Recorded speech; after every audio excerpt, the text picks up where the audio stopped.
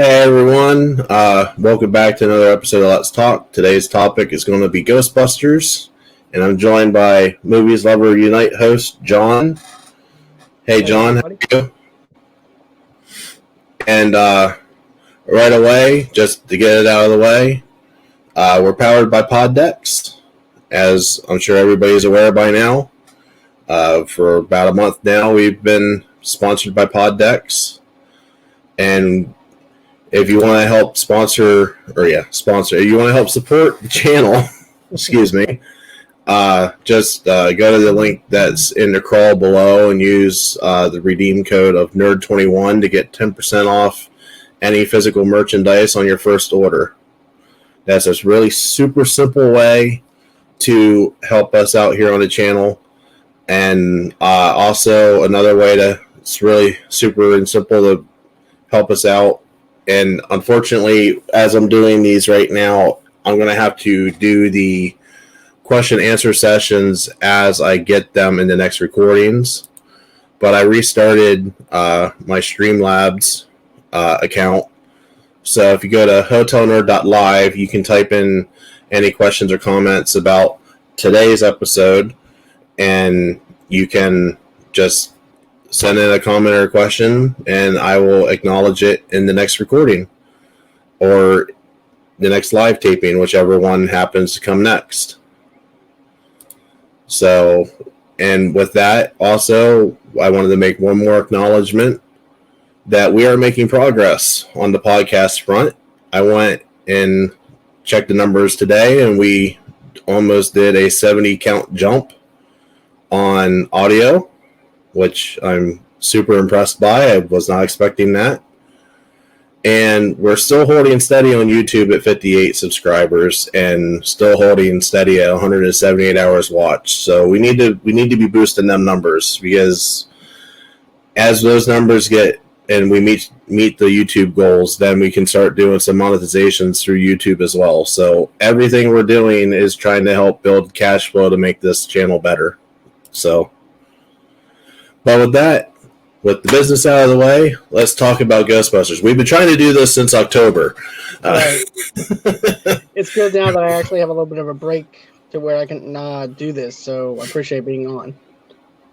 Yeah, and greatly appreciate you being patient with me and my work schedule as well. Because if you're free, I'm not, and vice versa. So, we talked about it. We're going to go chronologically. So let's just dive right into it. Do we want to start with our favorite moments from the first one? Yeah, we can go on for our favorite moments for the first one. And not only that, but with Ghostbusters as well. I remember as a kid, I had all the action figures and things like that. I don't know if you had the action figures or not, Chris, but I had I didn't. I actually had all the action figures. I had the firehouse. I had the hearse. I had all the Ghostbusters stuff. I even had the Halloween costume. I was decked out with Ghostbusters stuff, even Ghostbusters comforters. I was obsessed with Ghostbusters, and still am. But as far as my favorite scenes go, I'm gonna have to go with the opening scene in the library. Whenever they're all there and they see the ghost, and then they're all saying "Get her," and then the ghost just goes on and leaps out at them, which is one of my favorite scenes in the library because it's really spooky. It's really spooky down there, which is something that I really liked for the opening scene. I also like the other thing with Dr. Venkman when he's trying to pick up on this girl and he's giving the boyfriend electric shock therapy so he can sleep with her, sleep with the girlfriend. So I thought that was actually pretty funny. And then also too, yes, it's true what you heard. This man is a dick. Then, of course, you can't go wrong with Moranis being in this movie. Very true. Where he keeps locking himself out of his apartment, trying to get with Diane. He has no chance of getting with Diane at all. But it's kind of like us as nerds where, it's what we can't have is what we want the most. And and of course, he has a big, huge crush for her. So he's going to bend over backwards for her, do anything that she wants him to do. So that's what I got out of his character. Yeah, I have to say my favorite moment has to be the Getter moment as well, especially when he goes, "Shh, do you smell something?" Like, it's like, even as a kid, I'm like, wait, the fuck? Then there's also the other scene that I liked whenever Ray has sex with the ghost. And then I forgot about that scene. But yeah, that's there. I totally forgot about that scene. yeah, because that's what happens with the whole marshmallow thing at the end, Yep. which I thought was really funny for that setup, but also very wrong at the same time. Now, my favorite line in the entire movie is I'm trying to remember how he says it. Call it fate, call it karma. When they're talking about launching the Ghostbusters Incorporated. Yep. Like that line, just the way he delivers it, because he has like a melody to his voice, and I think only Bill Murray could have done that. To where he has a melody to his voice, and then he like pauses, and then he does it again, and then he pauses, and then he finishes it out, and it's like, I don't see any other actor that could have done that at all. No. Like, I can't think of one actor that could have pulled that line off like that. No, and it actually feels like an advertisement. It feels like a legit. Mhm. It makes it look real and authentic because of that pause and everything that he does for the commercial. Well, It, and you know, like, and to your point there, the new Ghostbusters Afterlife, that line is in the Ghostbusters Afterlife. I'll be honest, I wasn't really on board with Ghostbusters Afterlife watching the trailer, and then I heard that line. It's like, no, they're seriously doing this. And then the way that they used it, it's like, okay, let's go. I'm in. right. Let's put the proton packs on. Let's fucking go.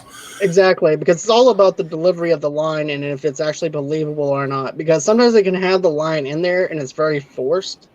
But it's another thing to actually do it perfectly, like Bill Murray would do it.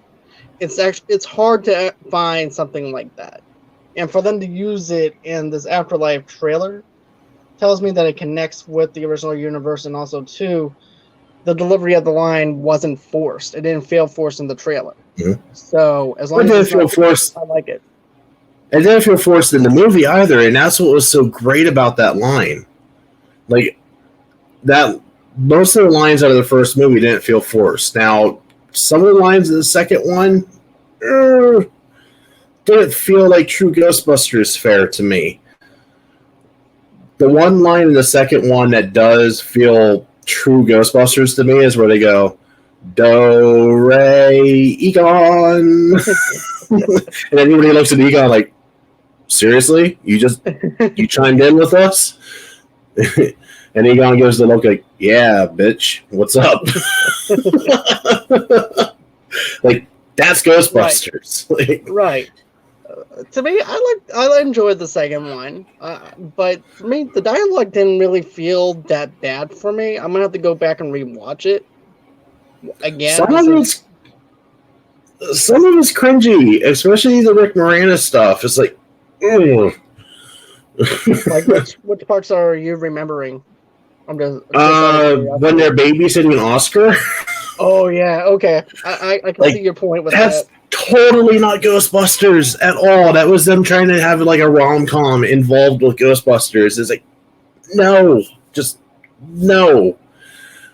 Right. If I wanted to watch Sleepless in Seattle, I would watch Sleepless in Seattle. Like Sleepless Seattle and Ghostbusters. But no. But you know, that scene right there was basically them doing something where it's like, okay, where can we put these two characters together? Yeah, and basically because everybody loved them together in the first one. Right. When Andy Potts and Rick Moranis are together in the first one, those are some of the most golden moments in that first movie. And they're like, okay, let's do this, but more. And it's like, it doesn't feel right though at all. it felt good in the first one because Moranis was possessed by that point. I think if they went around it at a different angle, maybe they're on a date together rather than watching Oscar. Well, see, that was supposed to be the point. They were supposed to be on a date while watching Oscar. I'm talking about like an official date, not like babysitting date. Babysitting date feels like teenage date. And I think that's part of why it makes me cringe every time I see that scene. Like, I always have the notion that I want to fast forward that 10-minute sequence because it's just like, But I understand why it's there, but at the same time, you can still have her watch Oscar, but without having Rick Moranis there. Mm-hmm. And it would still be horrifying because she's defenseless by herself rather than having Rick there. Yeah. Because doesn't Dana and Bill, Peter, they run in right there as Oscar's being kidnapped, correct? Right. Because I remember them going out on the windowsill. Yeah, Oscar's out on the windowsill, and then that's when Bill Murray, goes on ahead and looks out the window, and then we see that ghost come out with the baby buggy and everything, and then goes back over to the museum with Oscar. Mm-hmm. Yeah. So they could have actually still had that scene because there was no reason to actually have Rick there. It wasn't like Rick was this big, strong, tough guy that was going to defend her at all. So, they could have actually just went on ahead and just had her by herself. And then as the baby's being taken away, Dana and Venkman has to go ahead and try and save Oscar. Mm-hmm. And, I always thought this. As much as they make Dana be the damsel in distress in both movies, I would have liked to have seen Sigourney Weaver don a suit. Instead of Rick donning the suit, I would have loved to have seen it been Sigourney Weaver instead. Because she had something to fight for. She had something to fight for her kid. Rick's just like, oh, I want to do this because I want to be cool like the rest of these guys. Like, one of these isn't like the other. Well, I think back then with the 80s, don't forget, Dazzle and Distress was all they knew. They didn't have strong development for their female leads until now. I have arguments for that. Sigourney Weaver wants to have words with you. Alien. Well, with the exception of Alien, though, it's all about the writing and who's writing the script. But that's another thing. But I feel like that she should have been the one who was the evil person in the very first one. The transformation of that character.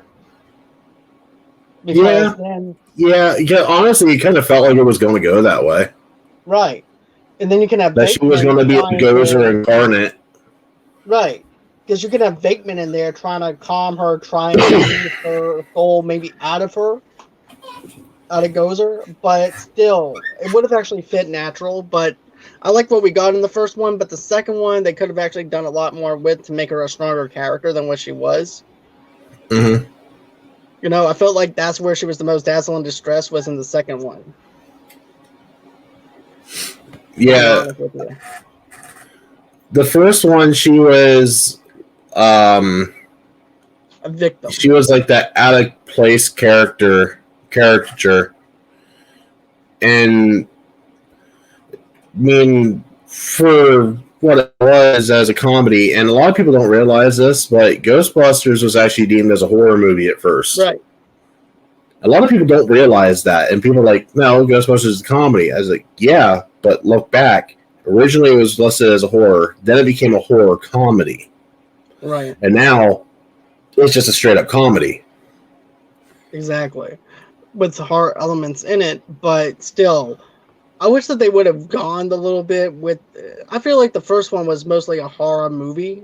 Basically, what they were going for. I really felt like it was more of a horror movie than a comedy. And they had funny elements in it. Right. With the second one, they went straight up comedy with. Especially when you look at the ooze with the toaster. Oh, yeah. As soon as they did... See, the most scariest part for the second one, if we want to go the horror route, was the courtroom scene. Okay, That's where I felt like they were in most danger. How about the subway when they're down there in the dark? Oh, the train. Yes. Yeah. Me, see, I don't feel like they were in danger there. They got the shit scared out of them. Which, let's be real, that would scare the shit out of anybody. Right. But especially seeing the heads on pikes. Yeah. It's going to make you have some PTSD after that shit.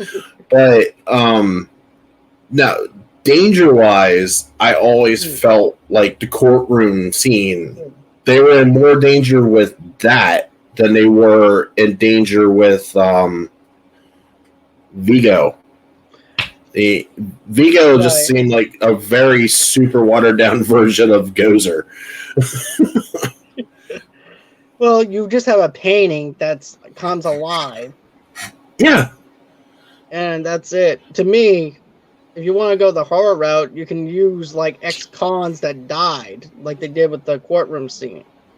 Oh yeah, absolutely. Because that scene alone, when they want to do it, but they're not allowed to do it because if they do, then they're breaking law. And they're like, okay, so here's your choices. You're either going to get yanked out too, or you're going to let us strap our packs on and we're going to kick some ass.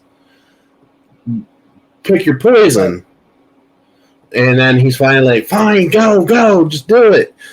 Court's adjourned. Do whatever the hell you need to do. And then they go and they strap up, and I still feel like they're in danger there, though, even with the packs on.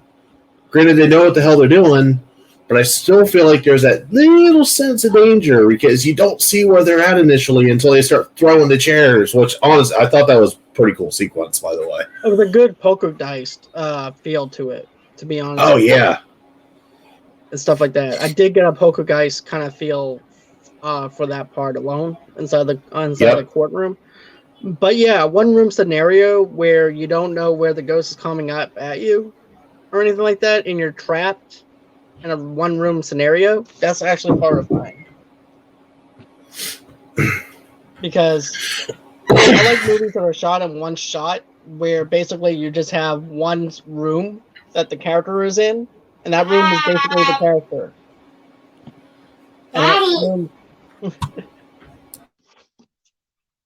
give me a minute here. It's okay. But basically, that room becomes. You can keep talking. Just bear with me a minute.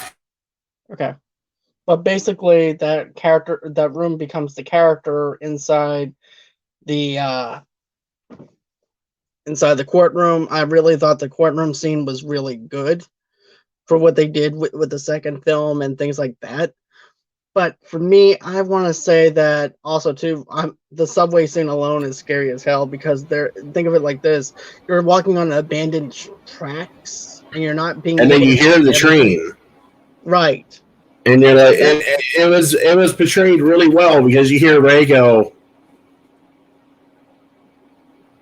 "You guys hear that?" And then Egon's listening. He's like, that's got to be above us, or it's got to be beside us, because this hasn't been used in over 100 years since the big crash that shut this train rail down.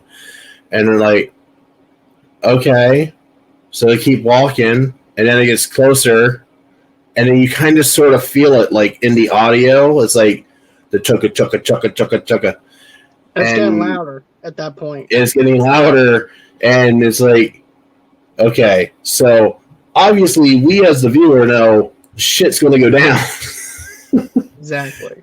And then you have Winston, that they're focusing on Winston, and of course, because they focus on Winston, you know some really whacked out shit's going to happen because, I mean, let's be real here. When they focus on Winston, some really whacked out shit always happens. Everything happens to Winston every single time. Always! Always! Actually, you can't say always because Winston was not the one that got possessed. But no. Then Winston turns around and he's like, guys. And then he turns around again and there's like this whole row of pikes. And it's like, what the fuck? But Like, I want to see an R-rated Ghostbusters film. Can I just say that right now? I want to see a dark, gritty, R-rated Ghostbusters film. directed by James Wan. Absolutely. I would be there in a heartbeat. But yeah, I would like to actually see that too, to be honest with you. Something fresh for a change.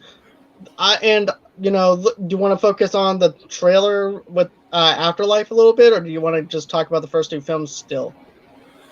We can touch on Afterlife. I mean, we kind of already have a little bit. I love the fact that they're playing homage to Egon. Can I just say that straight up off the bat? Because I still remember where I was when I found out that Harold had passed away. I was at a hospital at a doctor's appointment for my son, and it took everything I had for the Ghostbusters fan in me not to just break down, knowing that we lost Egon. Because I didn't know he was sick. Did anybody else know he was sick? Because as far as I know, nobody knew. It's kind of like the Chadwick Boseman of the MCU. Nobody knew he was sick. You look at him in Black Panther, Infinity War, Endgame, 21 Bridges. If you haven't seen 21 Bridges, do yourself a damn favor. Watch that goddamn movie. That movie is intense. And the Red Bloods, though, too. I haven't seen that one yet. It was good, but you can actually tell that he lost over amount of weight, more than what he did with 21 Bridges. Well, remember they all said, well, he must have lost it for a role. That's my first initial That was the story. The story was he lost it for a role. Right. And then come to find out, no, he's dying of cancer. And I feel like that was the same way with Harold Ramis, except Harold Ramis was completely quiet because he wasn't really doing anything. He was just at home with his family. He was always a quiet person, though. Harold was always a quiet person. Fair point. Yeah, I think the last thing that he did was the Ghostbusters video game. Yeah, that was actually the last thing he did. I was going to say, I'm pretty sure that was it. That was once that game came out, he didn't do anything else. The last movie I saw him in was Orange County with Jack Black and Tom Hanks' son. Okay. It's like a little small thing where Tom Hanks' son is trying to get into college, and he's actually one of the college professors. Or the dean of the college.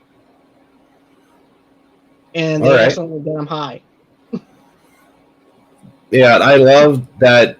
And they didn't have to say his name. And honestly, I knew exactly who those kids were immediately as soon as I saw the Morse, Folds, and Fungus. That's a classic line from Egon from the Ghostbusters movie.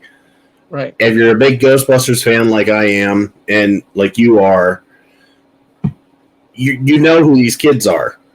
They're Egon's grandkids. So naturally, Egon's going to have the old suits. There's probably a couple proton packs down there in the basement. I mean, hell, the ghost trap. I can't wait to see Paul Rudd in this, by the way. Me either. That's what I'm curious. I'm curious about that, especially with the demon dog, which means if the demon dog's back, that means Zul's back. Right. So my question is this: do you think that with these kids having these jetpacks and the traps, do you think that maybe they accidentally let them out? Well, but judging by the trailer, it seems like they're already out. But you know, because how kids are, if you watch when they're at the coal mine, when they're at Shandor's mine, which anybody that didn't catch that, rewatch the trailer. Shandor is referenced on the sign to the mine that they go to. That's right. So Igor Shandor, I think is what his first name was, he's going to play big in this movie, which means that it's going to tie directly into 1, 2, and the game. Because the game even makes it a point to make him a big point. You see, I think he's actually isn't he the main? I think he's the main villain in the game. Shandor is the main villain. Like, you have to kick his ass. Oh shit! In the Ghost Dimension, pretty sure. Okay. I don't know. I have to replay that game. I might do what. I might actually do a gameplay on that on Twitch here for Hotel Nerd. So I don't know. Just talking about it, I kind of got a feeling that I want to do that now. But no, honestly though, I saw that name on the sign, and it's like, as soon as I saw that, my cousin was sitting beside me, and I was like, dude, Shandor's in this. He goes, who? Wait, what? Shandor from the original game, the one that built the fucking building that Gozer was on. He's like, I don't remember that. I said, you don't remember them talking about that in church? Or not in the church, in the jail cell? And right. That's where Murray goes and says, everybody getting this? Like, right. They're talking about Shandor right there. It's like, oh, got it now. I like how it links back to that though. So it's connected. Yeah.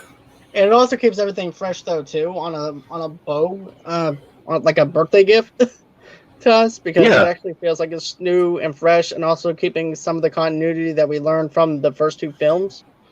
And you think about it, it makes sense that Shandor had a mine. Right. He had to get that material to build that building somewhere. Exactly. He had to get the building to build the island in the game somewhere.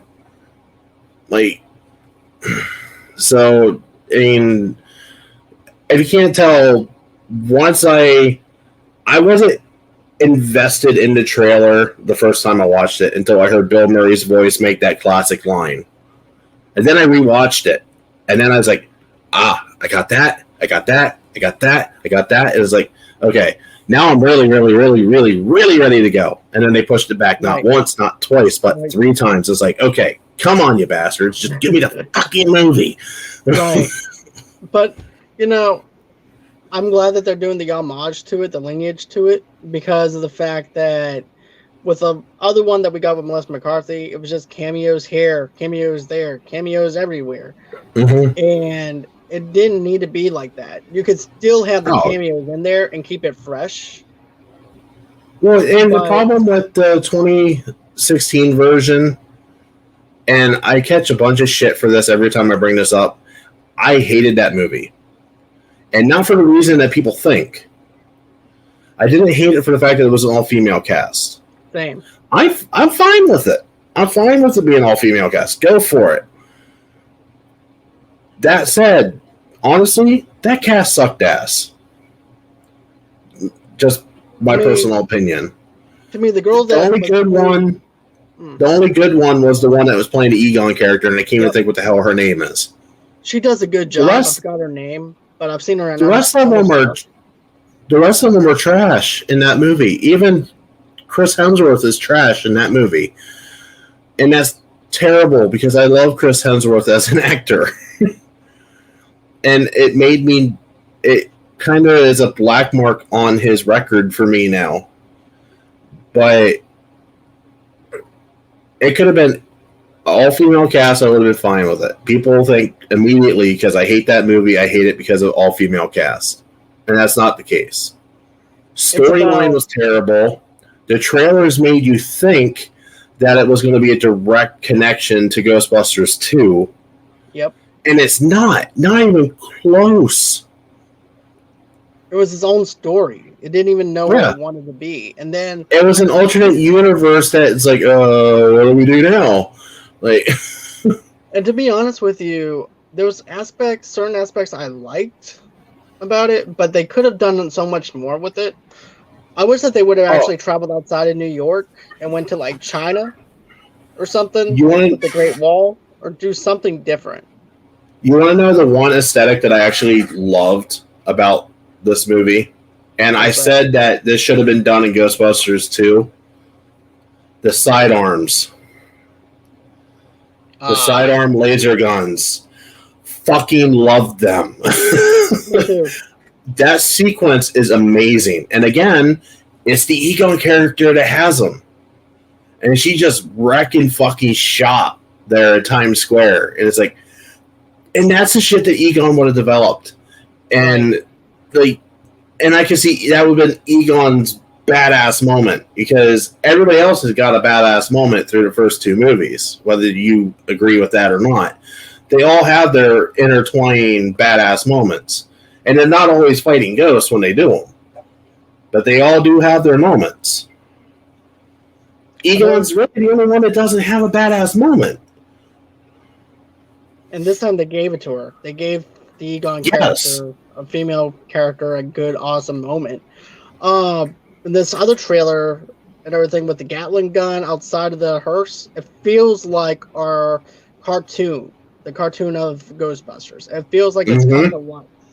And yes, because that was a big thing in the cartoon was the side chair swinging out.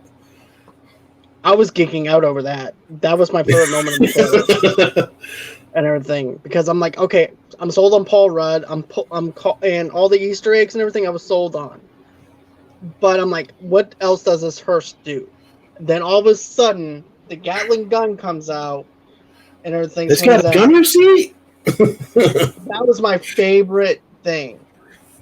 That thing, because I felt like I was 6 years old again on my couch watching Ghostbusters. Well, does anybody else notice that in that scene, the kid that says it has a gunner seat is the youngest kid driving the goddamn car? Yeah. Like, anybody else got a problem with this? I mean, granted, having a nuclear proton pack on your back, driving a car. I think driving a car would be safer. But still, it's going to be a fun movie. I'm sold on Paul Rudd. I'm interested to see what his character does. Paul Rudd's Paul Rudd. Can he do any wrong? No. And then I don't have complaints about Paul Rudd. I mean, I'm not an Ant-Man fan, but Paul Rudd made Ant-Man enjoyable. He did. And I really have to say, I'm excited about this new Ghostbusters movie. I feel like a kid again. I can't wait to see it. Going back to the very first Ghostbusters movie and everything too. I like also the scene where Dina is sitting in the chair, and then all of a sudden you see the claws come out of the chair that she's sitting in, and then she just slides right into the doorway. It's like, okay, what the hell happened? All right. Well, two things I want to point out real quick. First one is in the trailer for the new movie. Did you catch the Easter egg with the stacking books? Was that a callback to the library? Yes. Okay, that's what I thought. Yes, that is right before he goes, remember that summer when we died underneath the table? Yeah. That was at that moment. Like, so I caught that right away. And then back to that chair scene that you were just talking about. Do you ever notice that when the hand comes up and like grabs at her chest, it's actually groping her? I didn't even notice that. Once you see it, you'll never unsee it. Because I always thought it went here. One of the actors caught a feel. I thought it went from here for a minute, and then it goes to her face. But I thought it was just like a quick thing. It went from here to here. Oh, no. No.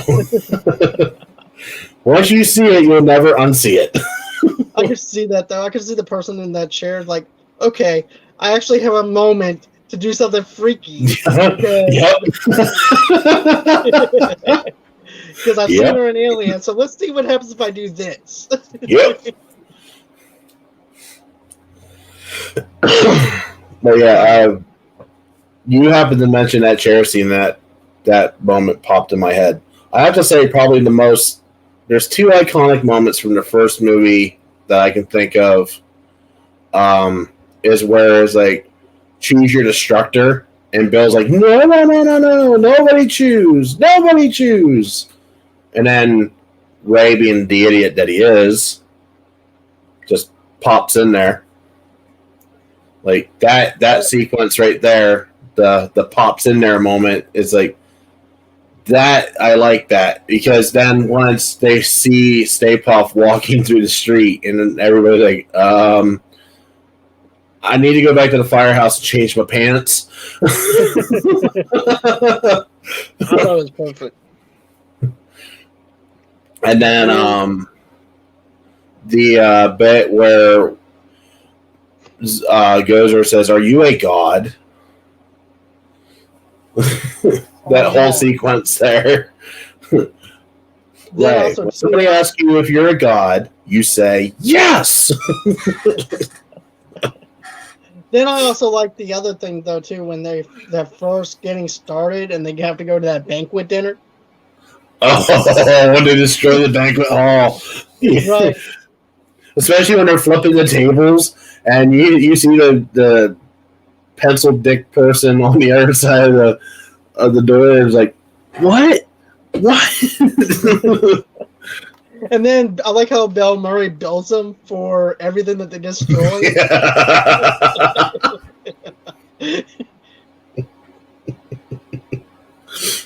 Oh, the flowers. And the flowers are still standing. Come to find out, I watched the Netflix special. I can't remember what it's called. The movies that made us, or yeah, something like that. That scene was impromptu. Bill just did that to see if he could do it. That was not planned. Bill just did it, and it just happened to work. So they went like, and we keep it. We keep it. Like, and you can actually see the hard cut where like because when he goes and the flowers are still standing, and then Ray says something about okay, we need to clear this area, and it's like immediate hard cut from that to Ray. Because it wasn't planned. It wasn't planned at all. And you can definitely tell that Bill was just as surprised that it worked. Oh yeah, you look at his face when he does it. He's like oh, nice. That was a great scene. And then also too, you have Slimer that winds up sliming him, which was supposed to be a representation of Jim Belushi, right?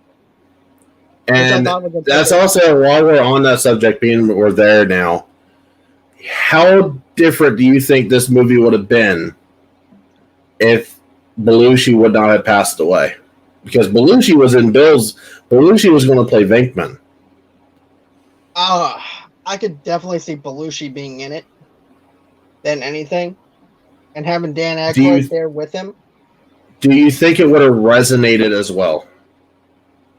I would think so, but it wouldn't have that chemistry that we would actually have now, that we love and know. But it's all about the delivery of the lines and stuff like that too. If those lines were delivered in that same way, in the same context, because it's actually hard to know, especially when someone had died. You know, if they would have actually played a certain role a certain way. Because a character, whenever someone's acting, has a different mindset on what the character should sound like, and also what the character should act like. So I think we would actually got a different character performance out of it than what we got with Venkman. To be honest with you. Do you think that they would have kept Venkman as trying to woo over Dana? Or do you think that would have been a different character? I could see Belushi doing that, to be honest with you. Do you? I could definitely see Belushi trying to do something like that. Because I've seen him in Blues Brothers. I've seen him in National Lampoon's movies and stuff like that. I can see him trying to do something like that, to be honest with you. I haven't seen much Belushi. That's why I was asking. Yeah, if you watch National Lampoon's Animal House and everything. Is that the one where he goes, look, I'm a zit?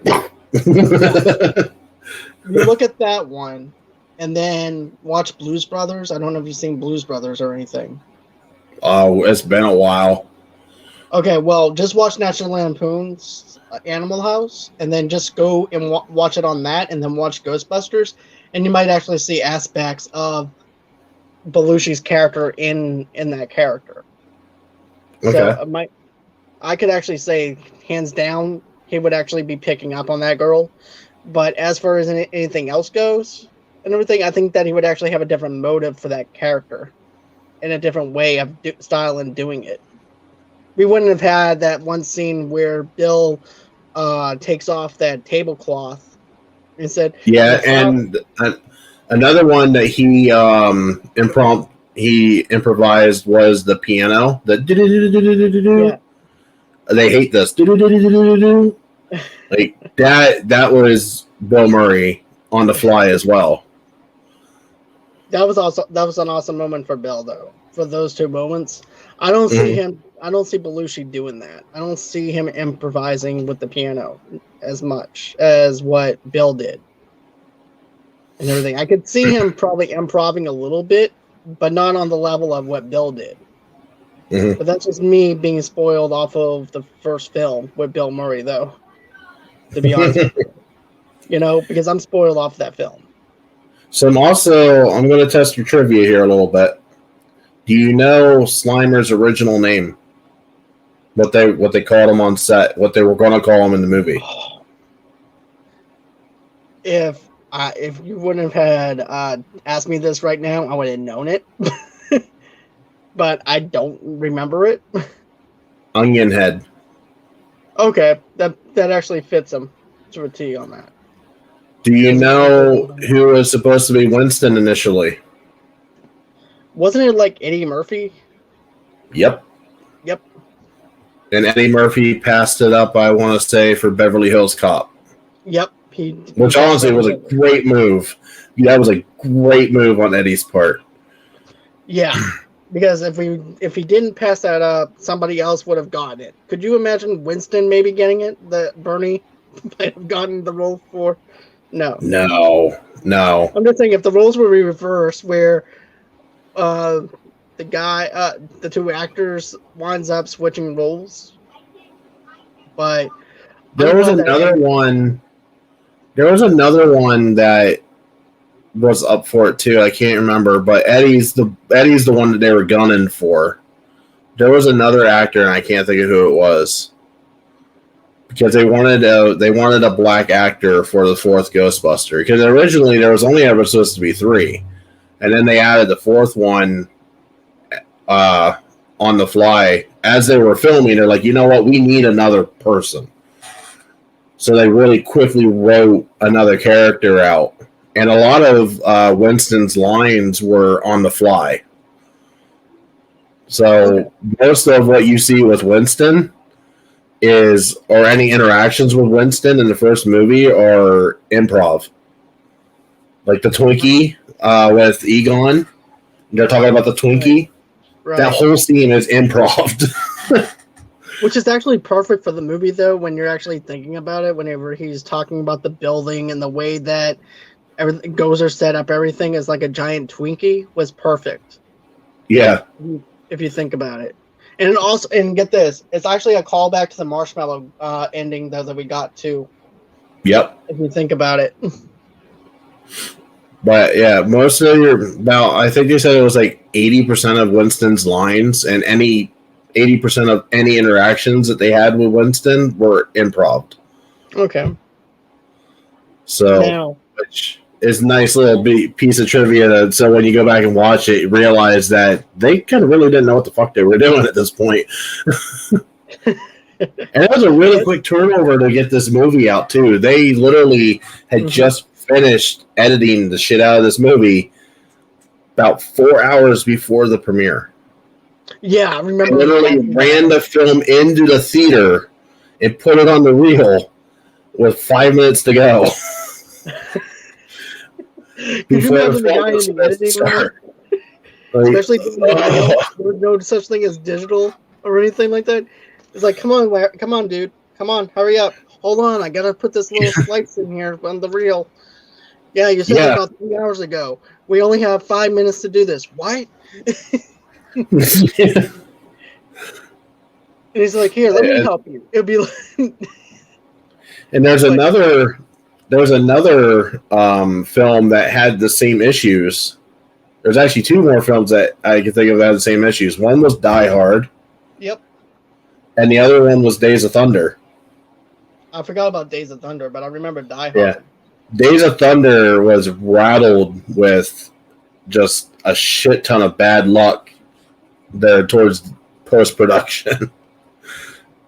And we're talking about actually having to splice film, like not just sitting on a computer and going do do do do do do, like actually Right. like literally they would cut the film and put the film back Splice it together. Yep. Yeah. So this was not an easy seen it process. I'll tell you what, if you actually watch the movie Super 8 and you're a fan of the old style of the 8mm film, that's actually the perfect way, if you actually think about it, to learn how to actually splice film together, because that's what those kids were doing, was splicing films together and things like that. But yeah, it's if you ever want to see something, watch some behind the film documentaries of how movies are made, especially the old ones. Like talk about Ghostbusters, Ghostbusters 2,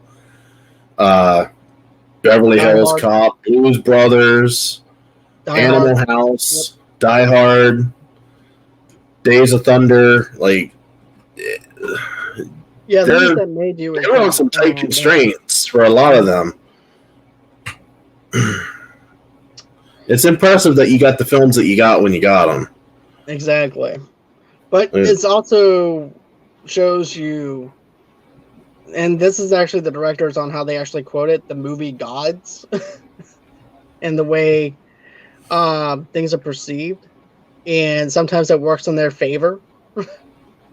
Yeah. And everything. It's like they roll the nat 10, and it just works out perfectly for them. Oh yeah, I mean, Ghostbusters is a perfect example of that. I mean, they could have easily had. We're talking about just the editing part of it. Their funding was terrible. They not only were they shooting the movie, but they shot the movie not once, but they shot it twice. Because one was what them calling them Ghostbusters, and the other what the crowd saying Ghostbusters all the time, and the other one was I can't remember, Ghost Breakers or something like that. It was really lame ass name. Was it Earthquake? No. Well, a lot of it was during the earthquake scene when you had the crowd going Ghostbusters, Ghostbusters, yeah, Ghostbusters. Okay, that's what a lot of it was. And they tried to get the crowd to yell something like Ghost Breakers or something instead of Ghostbusters. And the crowd's like, you know what? Fuck you. It's Ghostbusters. And the reason why this was an issue is because there was an animated show that was done back in the 70s called Ghostbusters. And so there was a whole bit with the rights and trying to buy the rights. And then the company that ended up owning the animated series Ghostbusters ended up buying out the movie studio that was originally going to put out the Ghostbusters movie. And then so they're like, you know what? We own both of you now. So this property can go fuck itself because it's done and it's over with. So you guys can have the name now. And it's just it's complete mayhem. I'm not even doing the story justice. Just watch the Netflix series, the one that you said about movies that made us. Yeah, the movies that watch the Die Hard one, watch the Ghostbusters one, and you'll be like, how in the hell did we get so lucky to get these movies?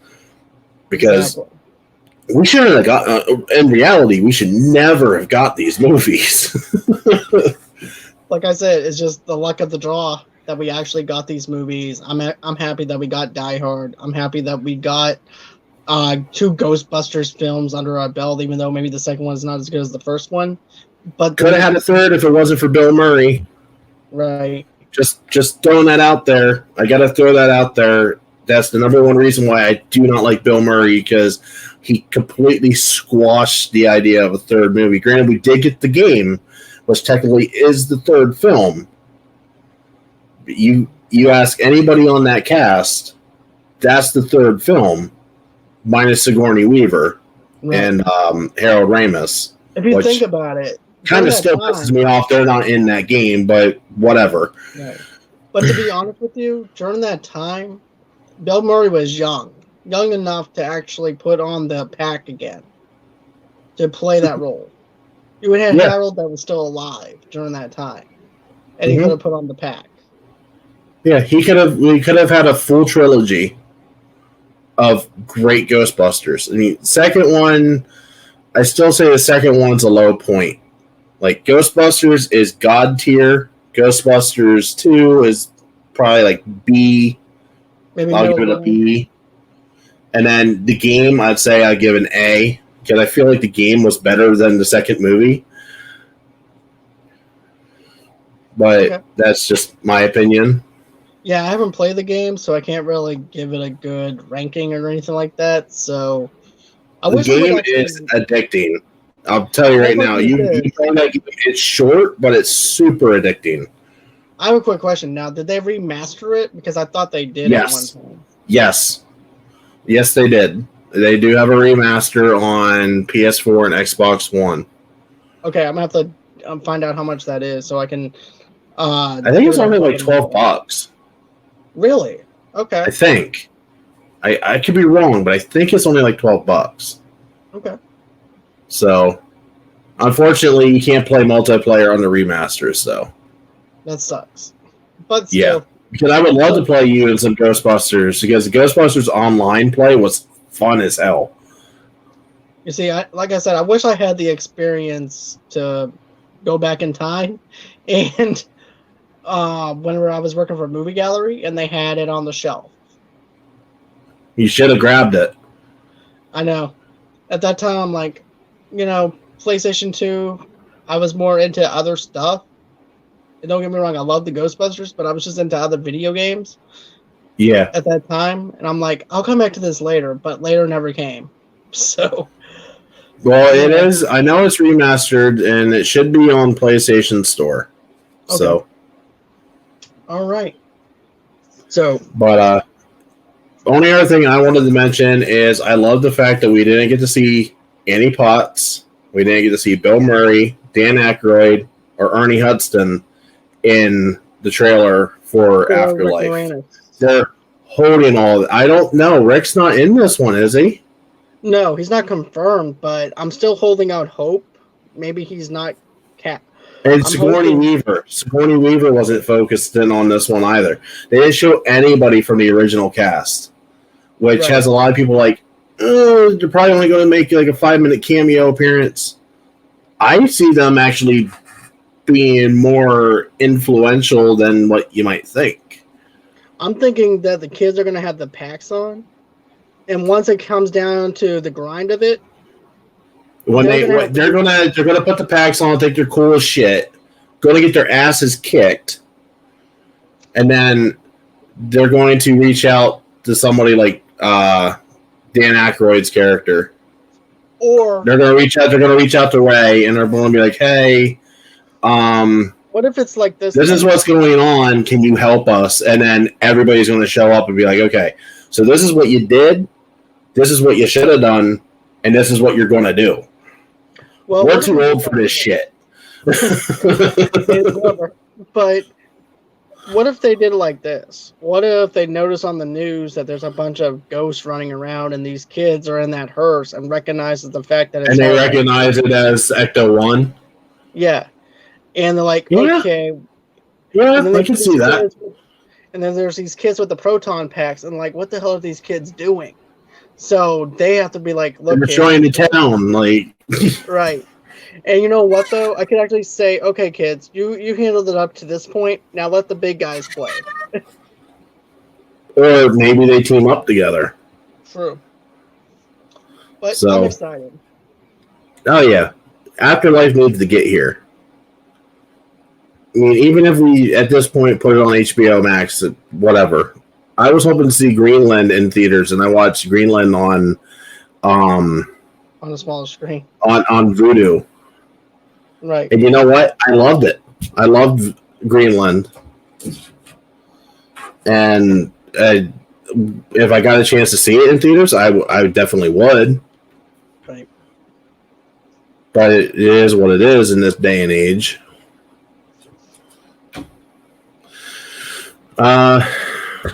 Any other thoughts on anything? No, I think that's everything that I wanted to touch on as far as Ghostbusters go. What about you, though? Anything else that you wanted to touch on? Not really. I mean, other than the music's iconic. Right. Of You course. can play that music for anybody at any place, and people are going like, I know that. It's basically what the Avengers and Star Wars are, or Star Trek.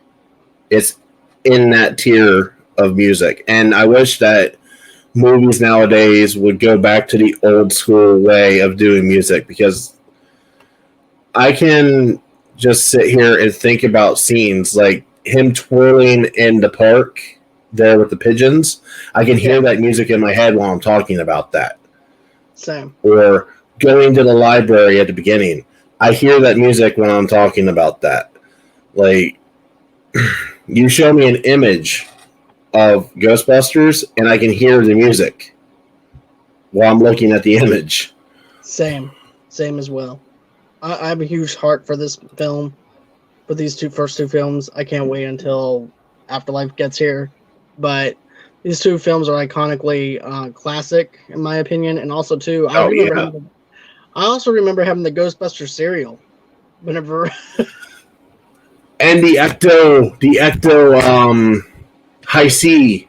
Yep. You remember them? Yeah, I remember that.